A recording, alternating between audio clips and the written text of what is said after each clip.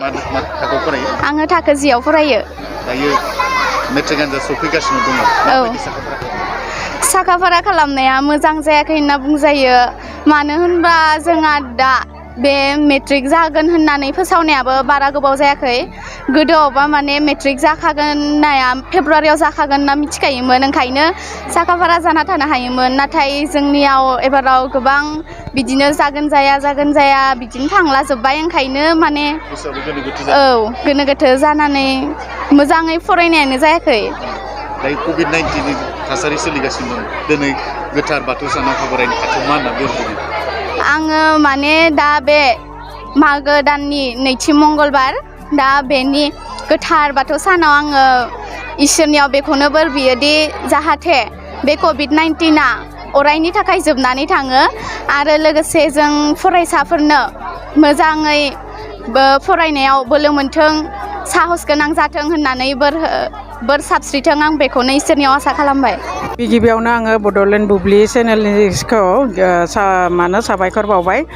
दिनैनि बे फोरबोआव जोङो गोदोनि बादि जेरैबादि जोङो सिगाङावबो जोङो खेराइ लाबोनानै जोङो रंजायोमोन नालाय, थिग बिदिनो जोंबो जिहेथु जों कभिड-19नि समावदि जोंनि गोसोखौ दुरबल खालामनानै लागोन बेखौ जोङो सानाखै। मानो होनबा जोङो बे बेरामनि गेजेरजोंबाबो जोङो बेरामनि नेमखान्थिखौ मानिनानै जोङो जोंनि फोरबोखौ फालिलांगोन होननानै जोङो थि खालामनानै जोङो दिनै खेराइ लाबोनाय जादों। आरो बे खेराइया जोंनि टंला आनसलिकनिफ्राय लाबोनाय जादों। थिग बेबायदिनो दिनैनि सानाव गोबां गथ'फोरा स्कुलाव फैनो मोनाखैब्लाबो जाहाथे दिनैनि सानावनो फैनानै गावसोरनि गोसोनि रंजानायखौ बा सोलोंथाइनि जा बोर बिनाय, बे बोर बिनायखौ जाहाथे बयबो स्टुडेन्टफोरा फैनानै बोरखौ लाफैयो आरो गोसोखौ रंजाहोफैयो। बेनि थाखायनो जोङो मा खालामबाय, फालिनाय जादों। आरो रायजो राजायाबो जाहाथे जोंनि बे फोरबो फालिनायखौ जाहाथे साबायखर होयो, आङो बिनि सायाव आसा फारिनाय थायो आरो मा। देग्लाय नोंथांमोननि बे पेराबारि इउएन एकाडेमिनिफ्राय साबेसे गथ'साफ्रा बा सोलोंसाफ्रा मेट्रिक आनजादाव? जोंनि स्कुलनिफ्रायथ' जोंनि स्कुला 2013निफ्रायनो मेट्रिक आनजाद लिरबोदों नालाय, फैयै फैयै दिनैसिम दिनैसिम जेनेबा एग्जाम लिरगोनफोरा हाइस्ट जागोन आरो 81 स्टुडेन्ट दङ आरो बेबायदि। सिगांफोराव बबावबा 40, 45, 35 बेबायदिनो 70, थांनाय बोसोराव 78मोन। थिग देग्लायनि हाइस्ट लिरगोन आरो 81 स्टुडेन्ट लिरगोन। दा बिनि गेजेराव सोर बेसेबां डिभिजन लानानै पास खालामगोन दा आं बेखौ सानस'नो हाया आरो मा। बिथांमोननि साखाफारानि थाखाय माबायदि राहा लादों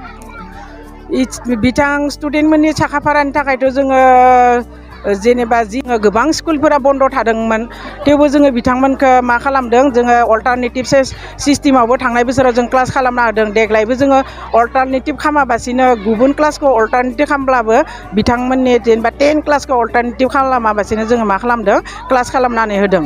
आरो दा मोनसे मोननै साबजेक्टफोरा जोंहा जोबनो थादों, लेसन जेनेबा मोननै लेसन थादों।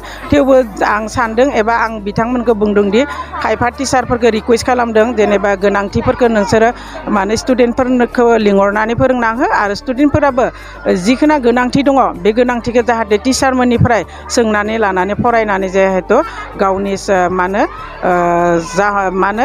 पास खालामनो गोनां एबा जिबायदि सोलोंथाइ लानो गोनां बेखिनिखौ जाहाथे लायो, आं बिथांमोनखौ फोरमायनाय जादों। आरो बुंनो सानोदि मानो होनब्ला जोंनि स्कुलाव गोबांखौनो जोङो फोरोंजोबनो हाया। मानो होनबा जोङो लेसननि सायाव जास्ट एसे बा एन्सार कुइसन माखौबासो जेनेबा फोरोंहरनो हायो। नाथाय गोबां समानो न'आवनो थायो नालाय, बे न'आव थानाय समाव जाहाथे बिगोमा बिथांमोना जाहाथे गावनि गथ'खौ टाइम बादि फरायनाय, टाइम बादि जानाय, टाइम बादि मावनाय बेबादि मोनसे थि खालामना होनानै जाहाथे बिगोमा बिथांमोना गावनि गथ'नि फरायनाय सायाव जाहाथे थिग लाखियो, आं बिनि थाखाय बिगोमा बिथांमोनखौबो मा खालामो, आङो खावलायहरनाय थाबाय। आरो सानजौफुनि गोथार हामलायनायखौ बयनिसिमबो आंनि गोसो गोरबोनिफ्राय गिबियावनो बावहरग्रोनाय थाबाय।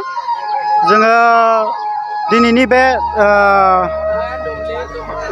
गोथार बाथौ सानाव जोङो बोसोरफ्रोमबो जिहेतु इउएन एकाडेमिया फालिबाय थायो थिग बेबायदियैनो देग्लायबो जोङो 17थि बोसोरारि गोथार बाथौ सानखौ फालिनो आखायाव लादों आरो बे जोङो बाथौ सान फालिनायाव मोजां रोखोमै जाफुंसारदों होननानै सानदों मानो होनोबा गोबां बिगोमाफोराबो जोंखौ मोजाङै मदद होदों आरो गोबां फरायसाफोराबो मोजाङै जोंखौ जाफुंसार माने दिनैनि बे माने आफादखौ एबा फोरबोखौ फालिलांनायाव मोजाङै मदद होदों बेनि थाखाय आंनि गोसो गोरबोनिफ्रायबो रोजा रोजा साबायखर होदों आरो नैबे जोंनि बे बाथौ धोरोमनि मोनसे एंगार हायै बाहागो जायखौ जोङो कभिड-19नि गेजेरजोंब्लाबो जोङो बेखौ फालिनो नागाराखै आरो जोङो फालिलांबाय थागोन बोसोरफ्रोमबो आरो जोंनि बे हारिनि मोनसे सिनस्रि बायदि जोंनि बे बाथौ धोरोमा आरो बेखौ भारत सरकाराबो जोंखौ माने बन्द सान हिसाबै एबा मोनसे गोथार सान हिसाबै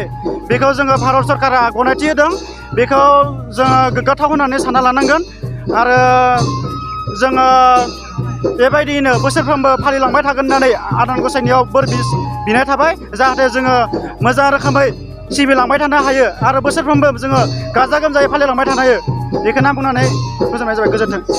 गोजोनथाव खौरां गोसो गुदुं फरायसा एबा सुबुंफोरनि थाखाय टारगेट कचिं इनस्टिट्यूटआ बेसेन गोसा सुबिदा लानानै फैदों। जायफोर बिथांमोना banking railway SSC insurance defence Assam police बायदि आनजादनि थाखाय साखाफारा जानो मोजां खाबु मोनाखै बैसोर बायदि फरायसा एबा सुबुंफोरनि थाखाय मोनसे मोजां खाबु सफैदों। बरपेटा रोड विशाल मेगा मार्टनि साखाथियाव थानाय आमतलाव बे टारगेट कचिं इनस्टिट्यूटखौ खुलिनाय जादों। आथिखालनि साख्रि मोनै आरो बेकार जेंनाखौ नोजोर होनानै बे टारगेट कचिं इनस्टिट्यूटआ सोलोंसाफोरखौ गोबां गियान होनो थाखाय राहा लादों। बे टारगेट कचिं इनस्टिट्यूटआव सोलोंथाइ होनो लानाय आयदाफोरा जाबाय banking railway SSC insurance defence आरो आसाम पुलिस। जायफोर सोलोंनो गोसो गुदुं बिथांमोना टारगेट कचिं इनस्टिट्यूटआव मुं थिसननो एबा गोबां मिथिनो थाखाय 8134097059 एबा 8638961177 जानबुं नाम्बाराव जगाजग खालामनो हागोन।